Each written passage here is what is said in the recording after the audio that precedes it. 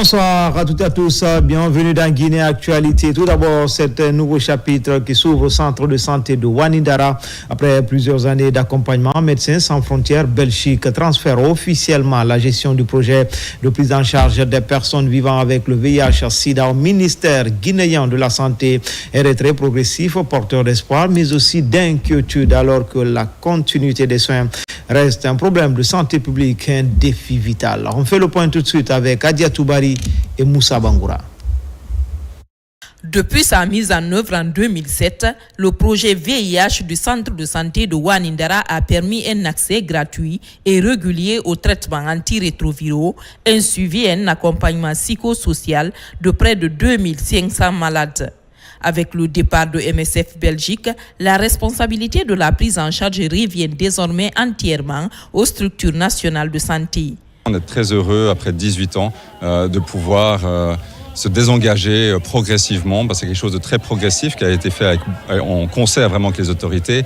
Donc en fait, ce qui a été fait ici, c'est vraiment un support en termes d'infrastructure, en termes de laboratoire, en termes d'intrants, en termes de formation au personnel. Grâce à ces actions, des vies ont été transformées en espoir, ravissants, et des défis autrefois insurmontables ont trouvé des solutions durables. Et sur le terrain, patients et associations expriment leurs préoccupations et redoutent des ruptures de médicaments, une baisse de la qualité du suivi biologique et médical. Aujourd'hui, si je vois le départ de MSF, ça c'est une crainte, forte crainte pour moi, parce que je ne vois pas le relais qui est présent actuellement pour prendre cette relève pour les enfants et adolescents qui sont suivis dans cette structure. Du côté du ministère de la Santé, les autorités se veulent rassurantes. Nous sommes vraiment honorés de cette passation. Nous voyons que le centre de santé de Ouanindara passe à une nouvelle ère. Nous continuerons à faire la dispensation des médicaments. Nous garantissons également le suivi des patients en leur offrant des soins de bonne qualité. Ce transfert marque ainsi une étape décisive dans la nationalisation de la lutte contre le VIH-Sida en Guinée. Un processus qui nécessite des moyens suffisants et un suivi constant afin d'éviter tout recul dans la prise en charge des personnes vivant avec le VIH en Guinée. En province, à Boké, à l'instar des autres préfectures du pays, la direction préfectorale de l'élevage lance une campagne de vaccination des animaux de compagnie, notamment les chiens. L'idée est de prévenir la rage et renforcer la protection des populations ainsi que des animaux domestiques d'ici 2030. RTG Boké, Younoussa Tawel Kamara, Bintou Touré, Mohamed Mara. Zéro décès humain dû à la morsure des chiens d'ici 2030, c'est le slogan de cette vaste campagne de vaccination des chiens initiée par l'État guinéen à travers le ministère de l'Élevage. Ici à la maison des jeunes de Boké, les agents formés pour la circonstance sont mobilisés pour mener cette opération dans la préfecture. À travers cette campagne, il s'agit donc de protéger le cheptel contre la maladie fort et impacté économique, améliorer la productivité animale et les revenus des éleveurs. La rage étant une maladie mortelle, cette initiative a été mise en place pour vraiment veiller sur la santé publique. La préfecture de Boké a eu l'honneur de recevoir 10 000 doses de vaccins pour pouvoir éradiquer cette maladie au sein de cette préfecture. Cette journée est mise à profit par les propriétaires des chiens de la commune urbaine de Boké pour venir librement faire vacciner leurs fidèles animaux de compagnie. Un chien non vacciné, c'est des vies qui sont en danger. Donc c'est pourquoi on a des enfants à la maison pour protéger la vie des personnes. Je suis obligé de vacciner mon chien. Les chefs de quartier, les citoyens, les chefs de secteur, c'est de les inviter à respecter cette campagne de vaccination, à sortir tous les chiens, errants ou pas, qui soient vaccinés contre la rage. Parce que la rage est une maladie qui se transmet à l'homme. Comme dirait l'autre, mieux vaut prévenir que guérir. C'est en cela que cette vaste campagne de vaccination revêt toute son importance pour ces animaux domestiques. Et puis le reportage grand format de cette édition nous amène au cœur de la forêt de Kakimbo. Plus qu'un simple espace boisé, elle symbolise notre histoire et notre culture. Exploitation abusive, urbanisation galopante. Elle se trouve aujourd'hui malheureusement menacée par la civilisation humaine et par le changement climatique. Une réalité effarante qui inquiète et qui interpelle notre conscience collective. Sur le reportage grand format de cette édition, il est signé Noumousso Diagité, Moussana Minakita. Ici, nous sommes dans la forêt de Kakimbo, située dans la commune de Ratoma. Elle s'étend de Ratoma Centre jusqu'à une partie de Hamdallah en passant par Kipé.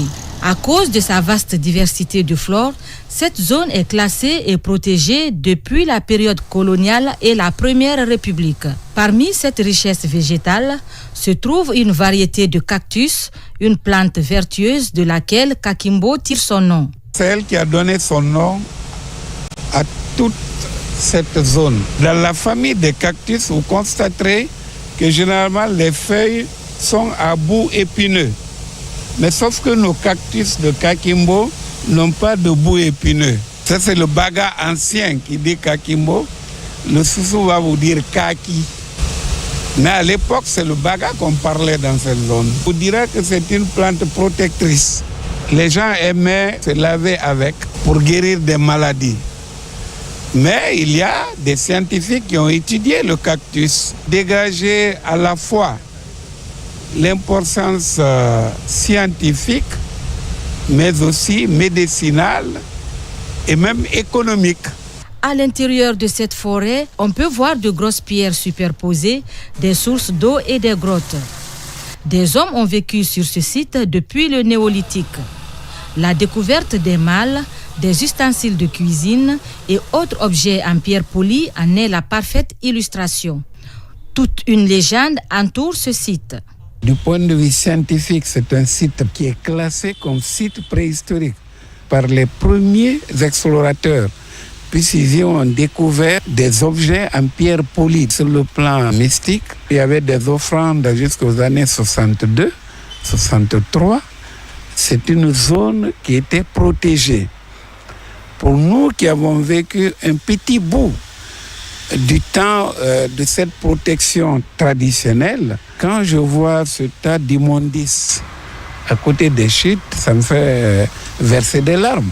Parce qu'à l'époque, c'était un lieu extrêmement propre. On disait, si vous déposez une ordure, ça va vous porter malheur. Ce site historique se dégrade progressivement à cause des actions anthropiques. Ces sources d'eau se dénombraient à 100, mais de nos jours, il n'en reste que moins de 5. Celles-ci servent d'ailleurs de station de pompage d'eau à certaines entreprises. Même les chutes d'eau y ont disparu et les eaux stagnantes sont polluées. L'environnement est complètement détruit avec l'installation de l'abattoir qui est à côté.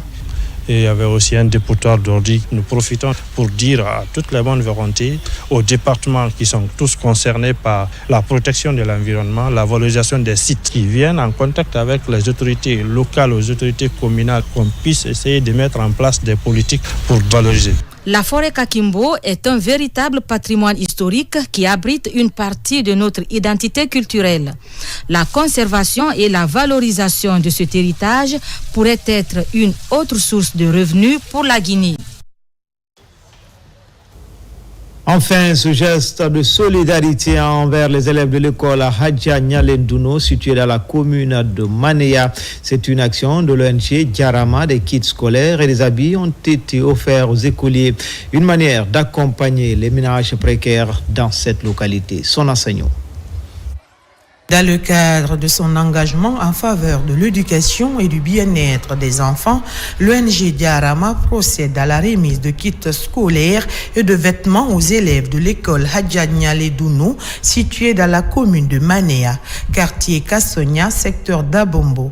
Une initiative destinée à encourager la scolarisation et à améliorer les conditions d'apprentissage. Nous accompagnons les enfants à travers ces dons qui peuvent les aider. On ne peut pas dire que ça va les aider à 100%, mais ça peut fermer beaucoup de trous pour eux parce que c'est des habits, des chaussures, des kits scolaires et un peu de tout. Ce sont des cadeaux de cette communauté à Kassonia. Pour l'ONG Diarama, l'action va bien au-delà du simple don de matériel. Il s'agit de donner aux élèves les moyens de réussir et de renforcer leur motivation à poursuivre leurs études. Du côté de l'administration scolaire, cette aide est saluée comme un appui essentiel. Ce geste noble et plein de sens contribuera de manière significative à l'amélioration des conditions d'apprentissage de nos élèves et au renforcement du travail de nos enseignants.